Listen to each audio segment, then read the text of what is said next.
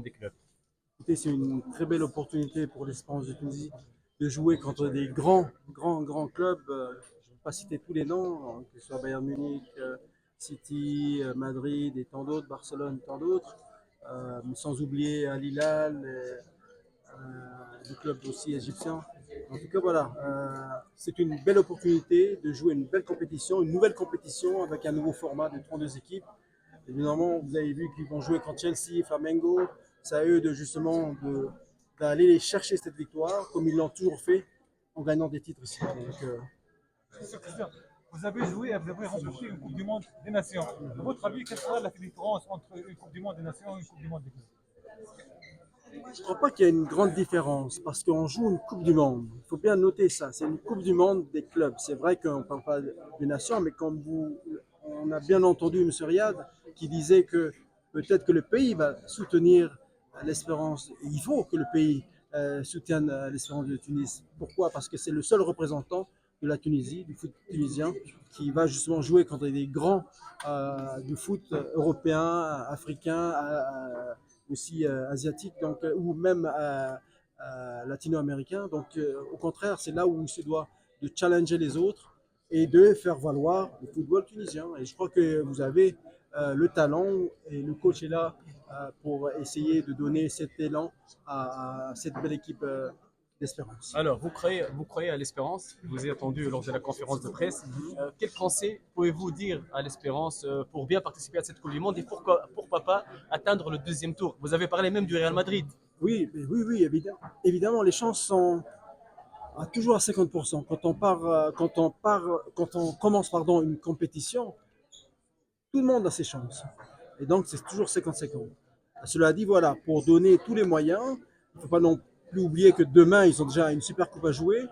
Ça veut dire que chaque compétition va leur donner le moyen de s'améliorer, d'acquérir une expérience. Et puis surtout, ils ont encore le temps d'étudier les prochains adversaires, que ce soit Flamengo, que ce soit Chelsea et tant d'autres. Donc, je crois que là, ils ont le temps de visionner des matchs. Le coach, avec son staff technique, va pouvoir faire cette étude-là et donner l'opportunité aux joueurs de voir les faiblesses de cette équipe adverse et pourquoi pas jouer avec leurs points forts.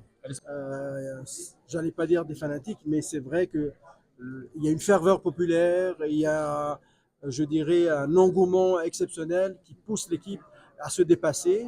C'est toujours le 13e homme sur le terrain, donc c'est tout à fait normal. Le 12e ou le 13e homme, pardon, c'est tout à fait normal pour nous parce que quand on entend justement nos supporters qui nous poussent, évidemment, une énergie autre et d'autres vibrations qui fait qu'on se dépasse et marquer des buts spectaculaires et pourquoi pas se qualifier. Monsieur Carbo, est-ce que vous pensez qu'une équipe africaine peut faire le podium dans cette Coupe du Monde? Écoutez, justement, le format de 32 équipes permet à tout un chacun d'avoir une opportunité pour se qualifier et de jouer justement contre des grandes équipes. On ne va pas dire grands ou petites équipes, mais je crois que chaque champion, parce que ce sont tous des champions des champions qui jouent cette équipe-là, qui jouent cette compétition, pardon. Et donc, ils ont tout l'opportunité de pouvoir gagner et aller très loin. Tout le monde là, tout le monde va savoir c'est où Tunis, c'est où le désert de Tozars, qu'est-ce qu'on mange en Tunisie, etc. Et bien sûr, c'est ça le foot. Ça dépasse tout. C'est pas simplement le sport, mais aussi le peuple, sa nourriture, son tourisme, etc. La chance de gagner cette compétition, je l'ai dit, c'est 50%. Parce qu'il y a une équipe en face. Quand on commence une compétition, c'est toujours 50-50. Voilà, il faut juste donner tous les moyens pour aller vers l'excellence. Et ça, ils l'ont déjà fait, ils l'ont déjà démontré et ils peuvent continuer dans cette compétition. Je dirais que l'Espérance Tunis a justement cet atout supplémentaire d'avoir justement sciemment un support populaire qui est justement les fans qui les poussent à se dépasser, à se challenger et gagner des